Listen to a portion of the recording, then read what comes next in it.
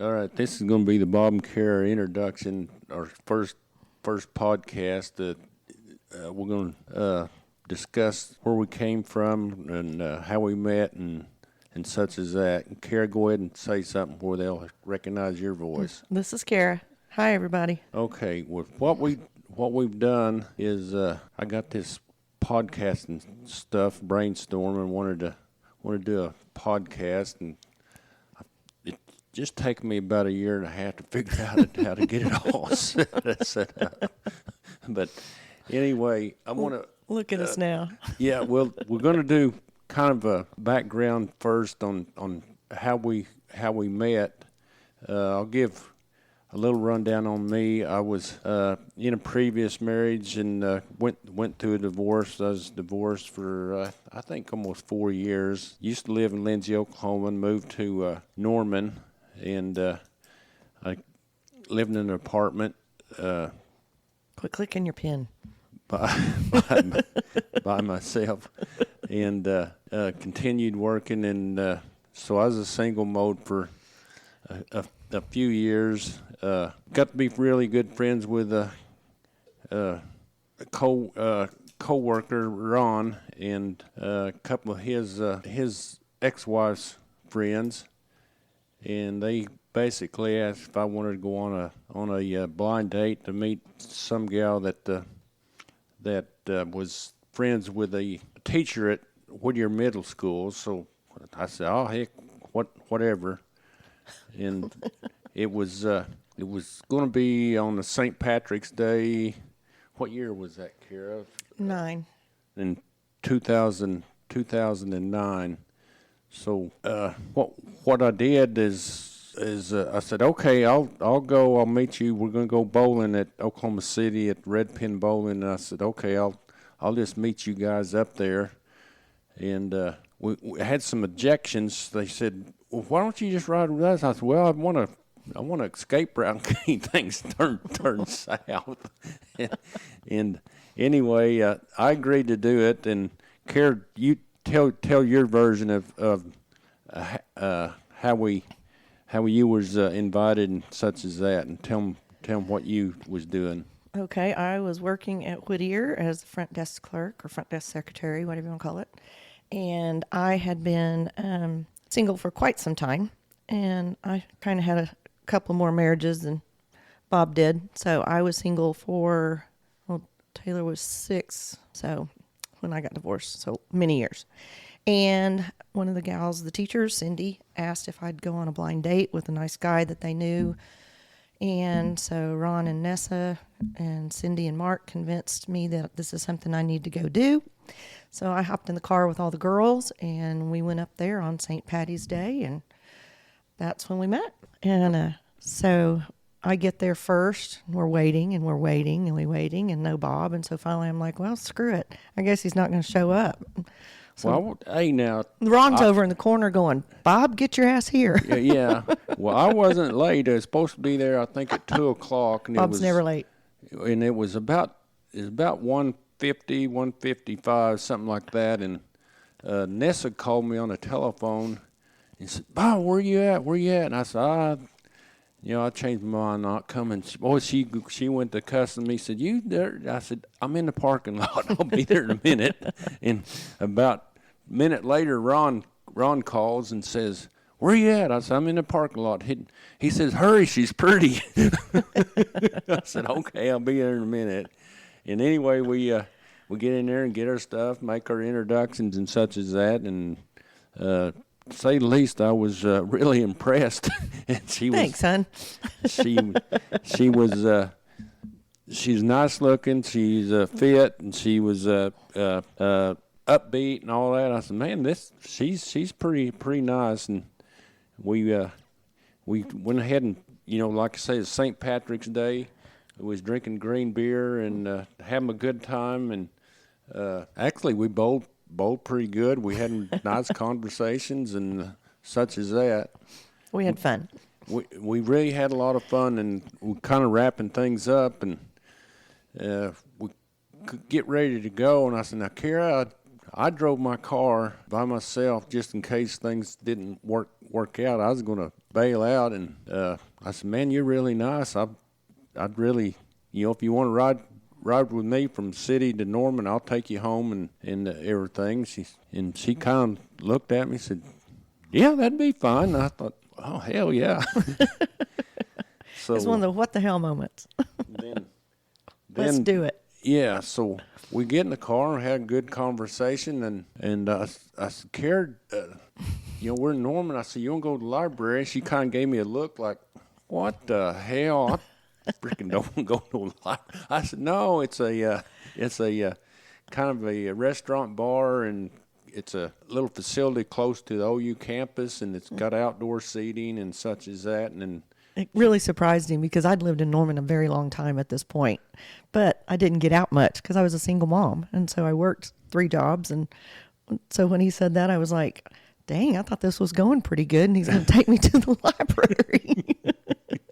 But anyway, we get to the library, and at this time it's probably 6 in the afternoon, evening. And we sat there. I bet you we sat there for, 3 or 4 hours. Easily 4 hours.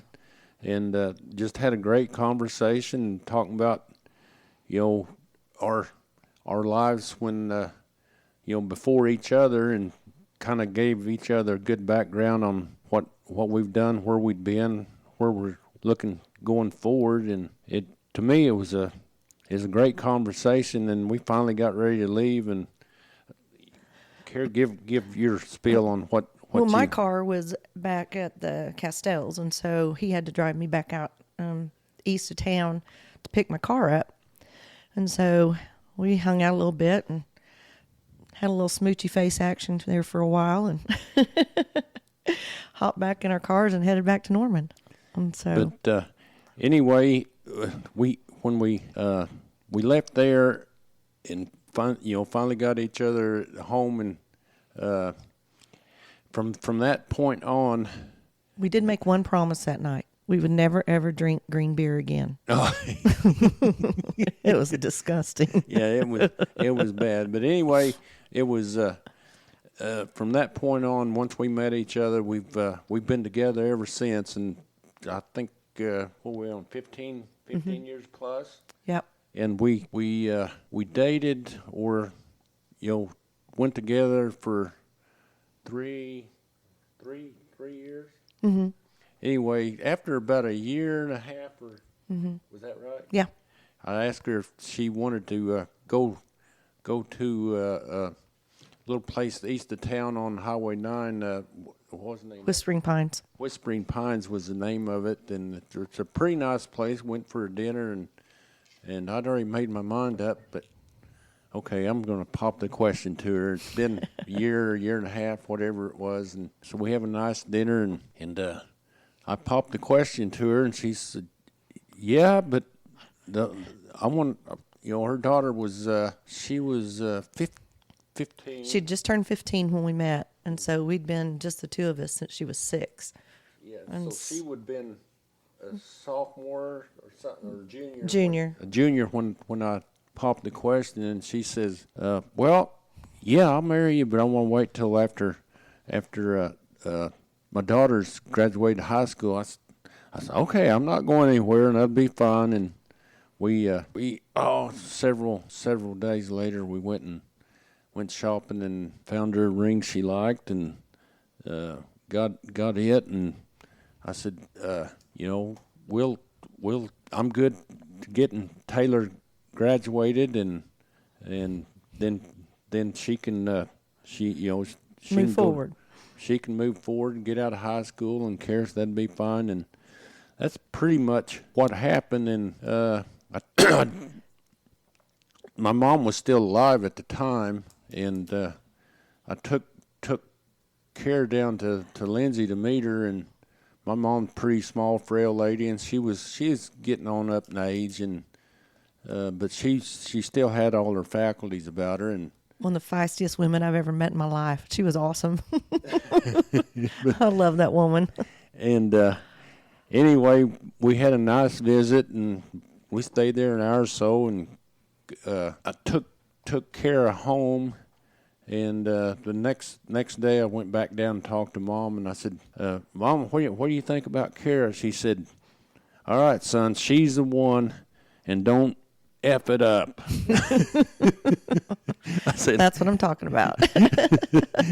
so it was refreshing that I got Mom's blessing, and she told me, "Whatever you do, don't mess it up." And I said, "Well, I'm not going to.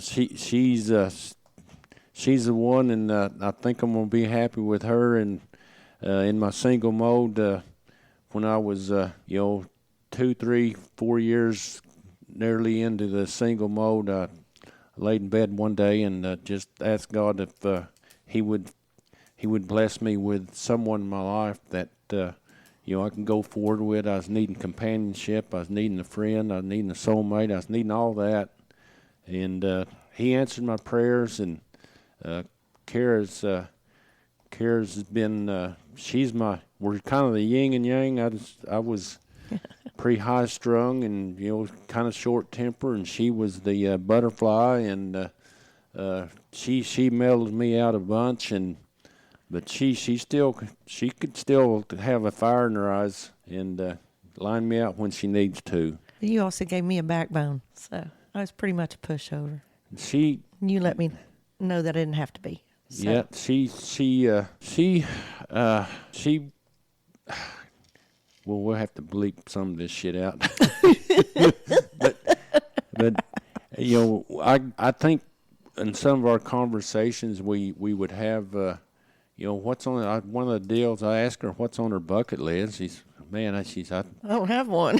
She said, "I don't have one. I just I just go to school, work, and I do nails for additional income, and watch after Taylor, and I'm just trying to grind it out." I said, "Well, let's do a bucket list and see where it takes us." And I said, "What's some of the things you want to do?" And she started kind of opening up to the fact of doing that. So anyway, it was tough. Yeah, it was. My family had never traveled. We'd never had really the means to be able to do a lot and go a lot. And Bob would just kept opening doors for me to be introduced to the big world out there, and it was fabulous and beautiful. So he's brought me lots of growth. But anyway, we're gonna kind of fast forward a little bit. We finally decided on the wedding date of June 30th of 12. Correct. Yeah, 2012, and we got to discussing what kind of wedding we want. I said, "Man, I want it kind of low key," and I said, "I'll invite some of my friends," and she said she'd invite some of her friends. Then we had our friends, and we had it. Go ahead, tell them where. Well, we had it in a neighborhood here in Norman at a clubhouse in one of the neighborhoods that one of the moms at school said she would secure it for us, and so she did. The funny thing is, all we had was the room and all of our people, and then there was even kids that from the neighborhood that were swimming in the pool out back. It was that low key. It was awesome, and it was one of the best days of my life. That's for sure. It was so much fun, and everybody was. It was just a big old mixture of lots of people that cared about each other, and so it was great. We had my wedding attire was a pair of shorts and Tommy Bahama shirt, and I think Cara had on a kind of white. That was just a cream-colored summer dress with my cowboy boots on. And I was happy. So yeah, and her she called her other family is Jackie and Napua. Napua. Jackie's a full Comanche Indian, and Napua is a Hawaiian, and They were catering, cooking their Hawaiian, I call it a Hawaiian Delight meal. It was it was awesome. And they spent a lot of time doing it, helping us, and it was awesome. And but we had a great time there. And in the meantime, I have a German, call my German daughter, German family. They invited us to go to her wedding in Germany in September. So I asked Cara if she'd want to go over there to Germany in September. We made that our honeymoon. So. And that we made that our honeymoon. But when I asked her, she looked. They said, "Oh my God, I don't know. I've never been on a really long flight. I've never been to any foreign country." I said, "It'll be a great time." And I said, "You can meet my German family and we'll go from there." So she agreed to it, and we go over there and just have a ball. And my German family, Karen was my exchange student. It's been 26 years ago, and we're still close. But anyway, Karen introduced herself to Cara, and they hit it off. They hit it off, and Anne Marie's the mom, and her husband Christian, and she got to meet the whole family. And the older folks couldn't speak much English, and Cara couldn't speak any German, but she figured out how to communicate, and they had a ball. It was a blast. It was absolutely perfect. It was, a girl couldn't have asked for more. It was to know that you are instantly accepted into a family and loved with all their hearts. It was just a blessing that I never dreamed would come into my life. So, but anyway, that's kind of a introduction to our life, and and like I said, we decided I wanted to do this podcast, and Cara asked what the heck we're going to talk about, and I said we're going to do this, introduce ourselves, and just kind of put it out in, anybody wants to listen to it, and they kind of know where we're coming from, and we got probably a couple of more of these, kind of give us an introduction to who we are. Then once I kind of figure out this podcasting, what the hell we're doing? Yeah, what the hell we're doing. we're gonna go from there. But something keeps my mind going, and thankfully Cara bought into helping do this, and we're gonna have other people come on, and it's I titled it Great Things, Big and Small, or something like that. I don't even remember what you named it. Anyway, this is the end of this is going to be the end of the introduction and first podcast. So I hope anybody that listens to it enjoys it. Thank you. Thank you. See y'all later. All right.